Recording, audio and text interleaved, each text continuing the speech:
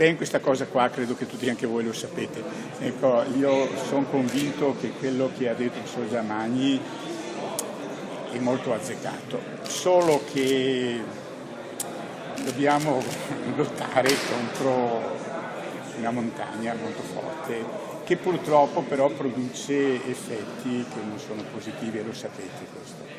Ecco, anch'io ne avevo accennato nell'incontro, credo, fatto con la Camera di Commercio a quella teoria che il Papa chiamava, no, della ricaduta.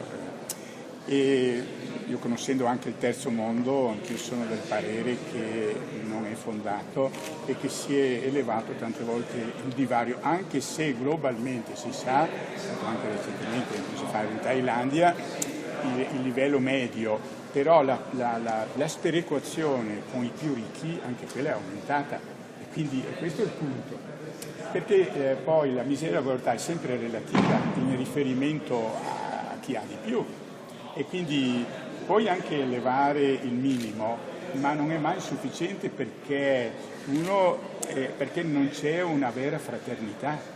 Ecco, come è stato detto molto bene, questa era sempre stata la proposta, era francescana, era cristiana, che permetterebbe allora di non accumulare, di non avere come fine soltanto la grande ricchezza e di puntare sui beni relazionali. Lo dico sempre, uno ha anche tanti soldi, però se non hai una bella famiglia, se va in frantumi il matrimonio, non hai figli, non hai questo amore, che cosa servono poi l'efficientismo, i soldi e tutto il resto? Noi, come dice il Papa, non vogliamo fare dei cristiani degli streccioni, però non vogliamo neanche che sia l'ideale del vitello d'oro, perché vediamo che non rende felici quello dopo.